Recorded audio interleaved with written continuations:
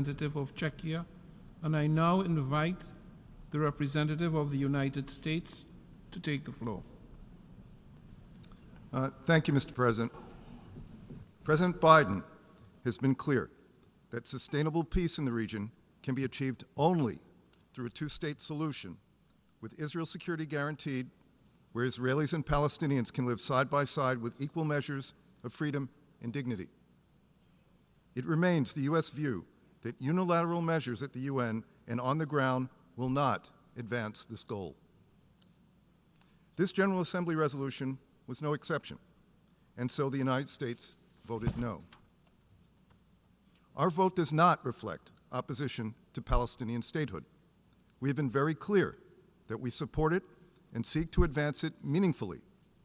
Instead, it is an acknowledgement that statehood will come only from a process that involves direct negotiations between the parties.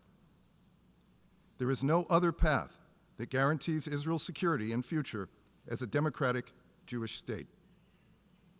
There is no other path that guarantees Palestinians can live in peace and with dignity in a state of their own.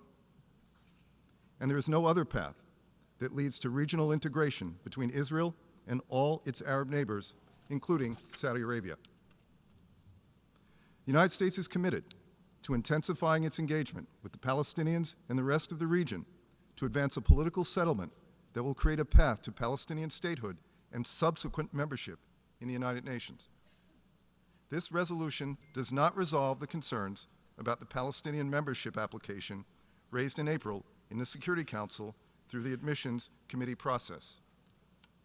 And should the Security Council take up the Palestinians' membership application as a result of this resolution, there will be a similar outcome.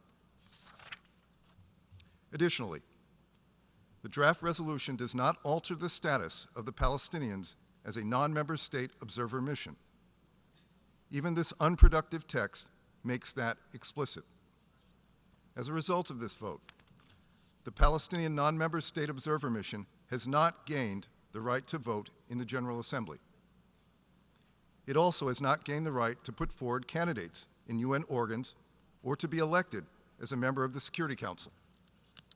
In short, the Palestinians' non-member state observer mission does not have the same standing as a member state after this vote. In the meantime, the United States will continue to oppose measures that undermine the prospect of a two-state solution.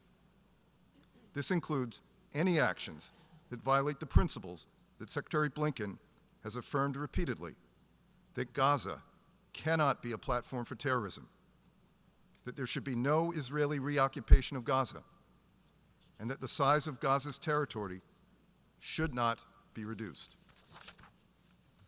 We believe a two-state solution coupled with these elements is the best way to achieve a durable peace in the region, along with security for Israelis and Palestinians. It remains the U.S. view that the most expeditious path toward statehood and UN membership for the Palestinian people is through direct negotiations between Israel and the Palestinian Authority with the support of the United States and other partners. Thank you, Mr. President. I thank the delegate of the United States.